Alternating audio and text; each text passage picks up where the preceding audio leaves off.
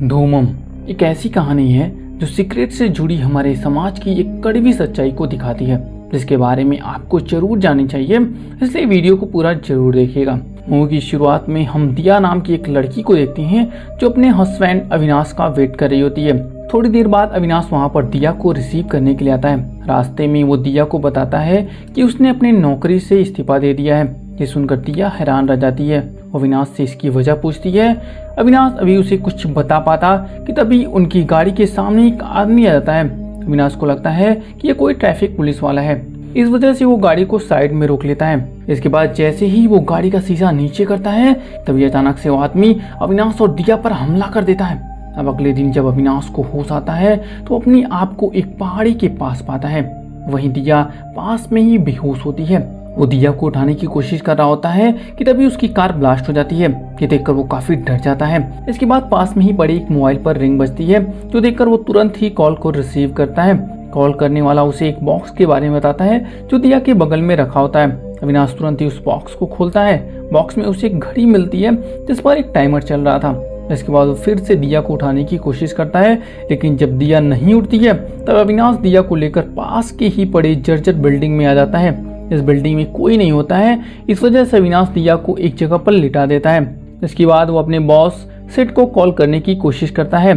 Network problem की वजह से सिड से उसकी बात नहीं हो पाती है। इस वजह से वो सिड को एक वॉइस नोट्स भेजता है जिसमें वो सिड को बताता है कि उसकी और दिया की जान खतरे में है। इसके बाद अविनाश अपने पास्ट को याद करने लगता है कि कैसी उसकी मुलाकात दिया से एक फूड स्टॉल पर हुई थी, जिसके बाद से दोनों के बीच नजदीकियां बढ़ गईं और दोनों कब एक दूसरे से प्यार करने लगे और कब उन दोनों की शादी हो गई ये उन्हें पता ही नहीं चला।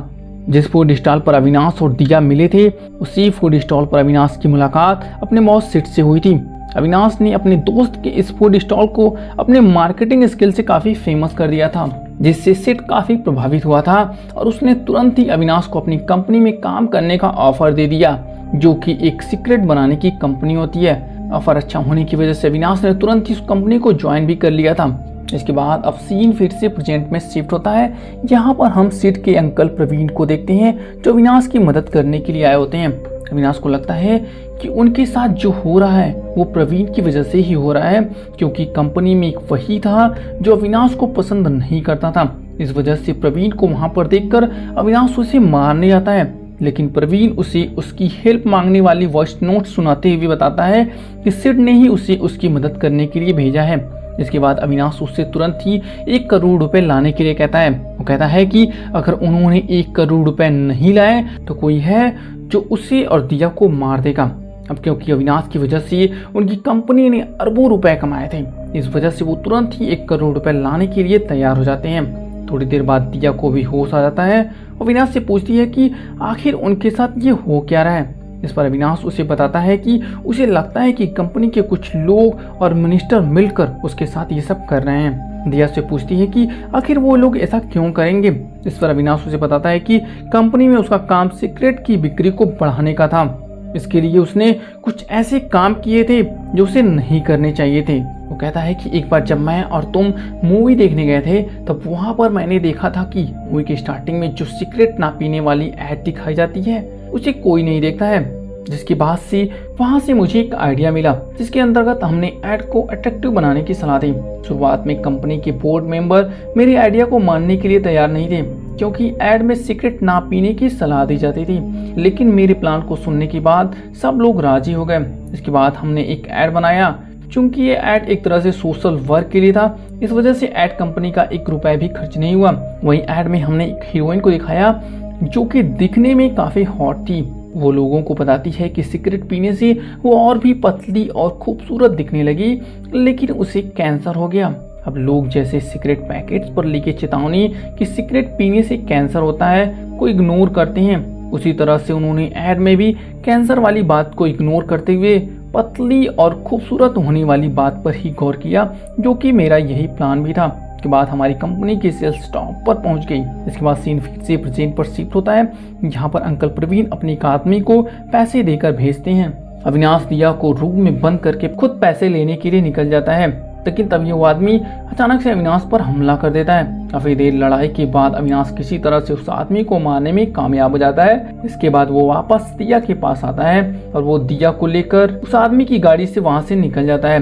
रास्ते में दिया उसे बहुत सवाल करती है, लेकिन जब अविनाश उसकी एक भी सवाल का जवाब नहीं देता है तो वो गाड़ी से उतरकर जाने लगती है। इस पर अविनाश उसे बताता है कि उसके शरीर में किसी ने बॉम्ब फिट कर दिया है और उसके पास बस कुछ ही समय बचा हुआ है। ये जानने के बाद दिया शॉक्ड हो जाती है। अविनाश को लगता है कि ये काम सिड ने या उसके अंकल प्रवीण ने किया होगा। इस वजह से वो सबसे पहले सिड से मिलने का प्लान बनाता है।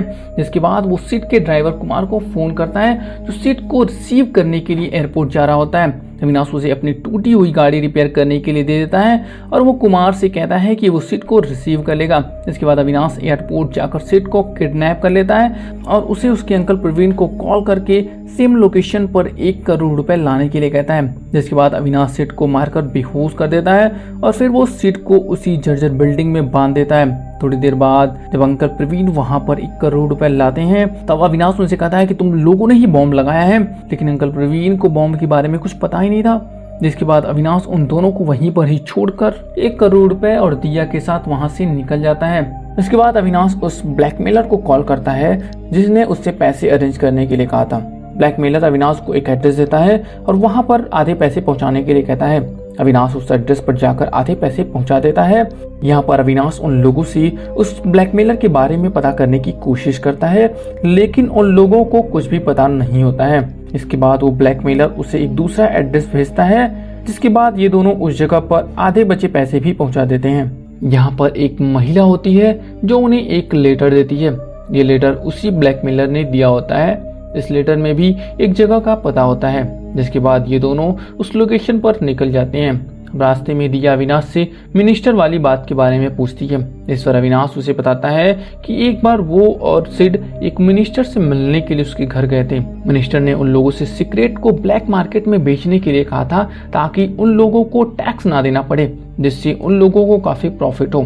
यहाँ पर हमें पता चलता है कि मिनिस्टर ने भी उनकी कंपनी में इन्वेस्ट किया था।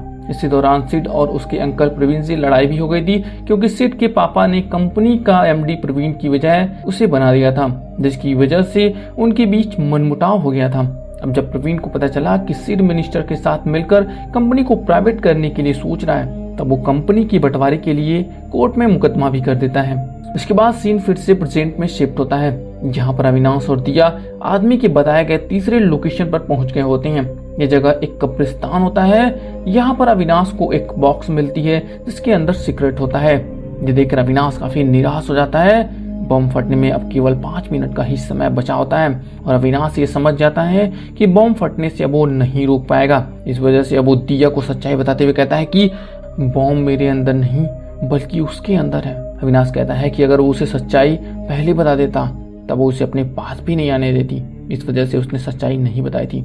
अब जब दिया को ये सच्चाई पता चल जाती है तब वो अविनाश से दूर हो जाती है ताकि अविनाश को कोई नुकसान ना हो। इसी दौरान ब्लैकमेलर फिर से फोन करता है। वो अविनाश से कहता है a good cook never taste his own food, लेकिन तुम्हारी वाइफ के बारे में क्या? अब ये सुनने के बाद अविनाश समझ जाता है कि ब्लैकमेलर उससे क्या चाहता है। वो तुरंत ही पास में पड़े सिगरेट को उठाता है और अपनी वाइफ दिया को पीने के लिए कहता है। इसके बाद अब जैसे ही दिया एक बार सिगरेट पीती है तब टाइमर 5 मिनट बढ़ जाता है, जिससे वो थोड़ी राहत की सांस लेते हैं। इस तरह से एक सिगरेट पूरा पीने पर बॉम्ब का टाइमर 1 घंटे आगे बढ़ जाता है। अब दिया को बचाने का केवल एक ही तरीका था कि वो लगातार सिगरेट पीते हुए बॉम्ब के टाइमर को आगे बढ़ाए। वहीं इस दौरान अविनाश ब्लैकमेलर के बारे में पता करे। अगले सीन में अविनाश को न्यूज से पता चलता है कि किसी ने अंकल प्रवीण को गोली मारकर हत्या कर दी है। वहीं सिड एक हॉस्पिटल में एडमिट है। अब क्योंकि इन दोनों को अविनाश ने ही किडनैप किया था, इस वजह से पुलिस को लगता है कि अविनाश ने ही प्रवीण की हत्या की होगी। वहीं दूसरी तरफ सिड मिनिस्टर के पीए को ये बता देता है कि उसका किडनैप अविनाश ने ही किया था, लेकिन उसके चाचा को गोली किसने मारी है ये उसे पता नहीं है, क्योंकि उस समय वो बेहोश था। इसके बाद सिड से पूछताछ के लिए पुलिस भी आती है, लेकिन सिड पुलिस से कहता है कि जिन लोगों ने उसका किडनैप किया था उन लोगों ने नकाब पहना हुआ था, इस वजह से वो उन्हें नहीं पहचान पाया था। अगले सीन में दिया और अभिनव ब्लैकमेलर के बारे में पता कर रहे होते हैं। इस दौरान दिया उससे इस्तीफा देने की वजह पूछती है। इस पर अभिनव से बताता है कि कंपनी की सेल्स को बढ़ाने के लिए उसने एक वेपिंग डिवाइस लॉन्च किया था। ये एक तरह की इलेक्ट्रॉनिक डिवाइस होती है जिसे सिगरेट की तरह यूज कर सकते हैं। ऐसे लोग जो हेल्थी रूटीन को फॉलो करते हैं वो लोग सिगरेट नहीं पीते हैं, लेकिन वो लोग वैपिंग डिवाइस का प्रयोग जरूर करेंगे क्योंकि लोगों को लगेगा कि ये खतरनाक नहीं होता है। लेकिन वैपिंग डिवाइस में भी निकोटीन की मात्रा बहुत ज्यादा होती है। एक बार उन्हें वैपिंग की लत लग गई तो वैपिंग अधिक महंगा होने की वजह से वो इसकी रिफिलिंग नहीं करवा पाएंगे, जिसके बाद उन लोगों को भी सिगरेट पीना पड़ेगा। अभिनव बताता है कि अपने इस प्लान को सफल बनाने के लिए सबसे पहले उन लोगों ने स्टूडेंट को फ्री में वैपिंग डिवाइस दिया, जिसकी वजह से स्टूडेंट जो वैपिंग के शौकीन थे उन्हें भी सिगरेट की लत लगने लगी। लेकिन एक दिन जब उसने कुछ छोटे बच्चों को भी सिगरेट पीते हुए देखा तब उसे बहुत बुरा लगा। इसके बाद उसने कंपनी के लोगों से बात की, लेकिन उन लोगों को कोई फर्क ही नहीं पड़ा। सेट के अनुसार ये बच्चे ही उसके फ्यूचर कस्टमर हैं, इसलिए अभी से उन्हें सिगरेट की लत लगना उनके लिए अच्छी बात है। अभिनव कहता है कि जब मैंने उन लोगों की ये बातें सुनी तब उसी दिन मैंने इस्तीफा देने का मन बना लिया था। इसके बाद प्रेजेंट टाइम में अभिनव और दिया फिर से उन लोगों के घर पर आ जाते हैं जहां पर इन दोनों ने ब्लैकमेलर के कहने पर पैसे दिए थे। यहाँ पर अभिनव को कुछ मेडिकल पेपर्स मिलते हैं। दिया जब इन मेडिकल पेपर्स को चेक करती है तब उसे पता चलता है कि ये जिन लोगों के मेडिकल पेपर हैं उन लोगों की मृत्यु हो गई है और उन लोगों की मृत्यु सिगरेट से उत्पन्न कैंसर की वजह से हुई थी। ये जानने के बाद अविनाश को बहुत दुख होता है। यहाँ पर अविनाश जब मेडिकल पेपर और ब्लैकमेलर के दिए लेटर की राइटिंग को मिलाता है तब दोनों की राइटिंग सेम दिखती है, जिससे अविनाश समझ जाता है कि ब्लैकमेलर और कोई नहीं बल्कि कोई डॉक्टर है। इसके बाद अविनाश और दिया मेडिकल पेपर को लेकर हॉस्पिटल जाते हैं ताकि उन्हें ब्लैकमेलर के बारे में पता चल सके। लेकिन हॉस्पिटल में उन्हें पता चलता है कि मेडिकल पेपर बनाने वाला कोई डॉक्टर नहीं बल्कि एक अनजान आदमी था। दरअसल उस दिन डॉक्टर के हाथ में चोट लग गई थी, इस वजह से पर्ची बनवाने के लिए उसने उस अनजान आदमी से मदद मांगी थी। अब इसी दौरान पुलिस भी उनका पीछा करते करते हॉस्पिटल पहुंच जाती है, लेकिन अभिनव और दिया पुलिस को चकमा देते हुए वहां से भाग जाते हैं। वही मिनिस्टर को जब ये बात पता चलती है कि पुलिस इस मामले में कुछ ज्यादा ही छानबीन कर रही है तो वो कमिश्नर से कहकर इस मामले को बंद करवा देता है। दरअसल उसे डर होता है कि अगर पुलिस को सच्चाई का पता चला तब सिगरेट की वो कंपनी बंद भी हो सकती है और अगर ऐसा हुआ तो मिनिस्टर को काफी घाटा हो जाता है। इसके बाद अभिनव और दिया अपने एक दोस्त सत्या के घर पर जाते हैं। सत्या सिगरेट की फैक्ट्री में R&D डिपार्टमेंट में काम करता था, लेकिन जब उसे पता चला कि सिगरेट के जरिए वो लोगों को जहर पिला रहा है तब उसने भी अपने काम को छोड़ दिया था।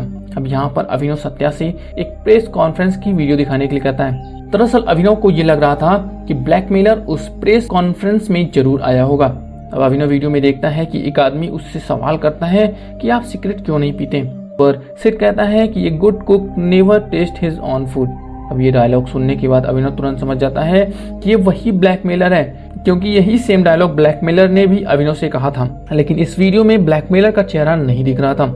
इसी दौरान एक बार फिर से ब्लैकमेलर का कॉल आता है तो उन्हें मिलने के लिए बुलाता है। अब जब ये दोनों ब्लैकमेलर से मिलने के लिए जा रहे होते हैं तब मिनिस्टर का एक आदमी इन दोनों का पीछा करने लगता है। थोड़ी देर बाद दोनों एक घर में पहुंचते हैं, लेकिन ये घर खाली होता है। इसके बाद ब्लैकमेलर फिर से अभिनव को फोन करता है। अभिनव कहता है कि तुम चाहते क्या हो, अगर तुम्हें कोई समस्या है तो उसका जिम्मेदार मैं हूँ, लेकिन मेरी वाइफ ने तुम्हारा क्या बिगाड़ा है। इस पर ब्लैकमेलर कहता है कि मेरी बच्ची ने भी तुम्हारा कुछ नहीं बिगाड़ा था, लेकिन तुम्हारी वजह से ही वो मारी गई।